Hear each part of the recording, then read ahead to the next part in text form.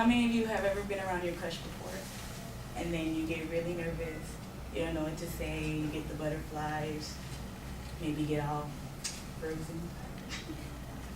So, there's a quote by Anton France that says, "It is human nature to think wisely and act foolishly." And I completely agree with this quote. I feel as though, especially when we're put in a situation like this, we tend to get nervous, we tend to act foolish, maybe make a little bit of a fool of ourselves. But at the end, it's a wise outcome. We're trying to do best, we're trying to do our best at it. So I have 2 examples I want to share with you.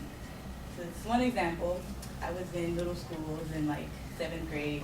It was back when I was first in band. So I was playing the clarinet at the time. And it was this journalist, he had came to our school and he wanted to talk to a few of like our students that were there. And he had picked, well, I was one of them. And I wasn't really taking it seriously. I was kind of acting like a fool, kind of laughing, and my friends were kind of in the hallway like making faces like, I wasn't really taking it seriously. And then me now even thinking about it, the wise person in me is like, I should have taken it more seriously. My teacher, he asked me to speak, he thought highly of me enough to put me in that situation, I should have took advantage of it, I should have did better at it. And another example I have, this is a different one, this is high school. So, another band teacher, this is when I was playing piano. And this is around the time our school had got a big grant. We got a big donation, and somebody had even donated this all white. It was all white and gold. It was like a beautiful piano to us. And the day before, he had told me I was going to play. So I was like, whew, like in front of everyone? Like, no.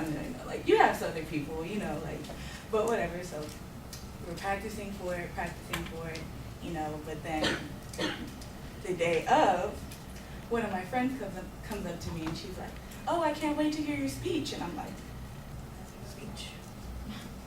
Who's anything like that?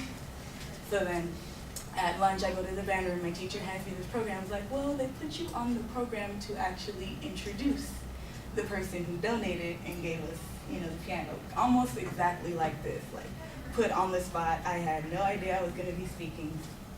So, me, in that time, I was like, I was in 10th grade, so I was like, oh no.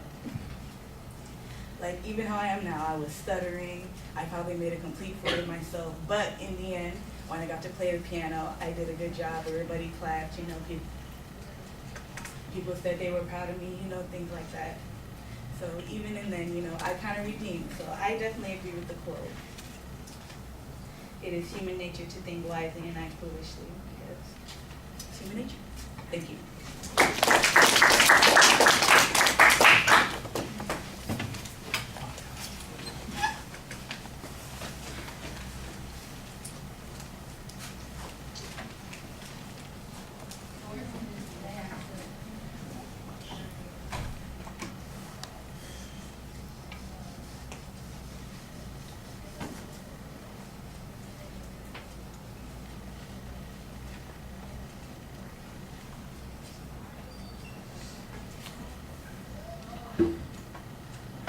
Oh, I like the idea of the introduction that you have with the quote that you're using. I think you still need some example to make it work effectively, but there's a good preview of what you're going to be talking about, although the examples don't necessarily seem all that distinctive from one another.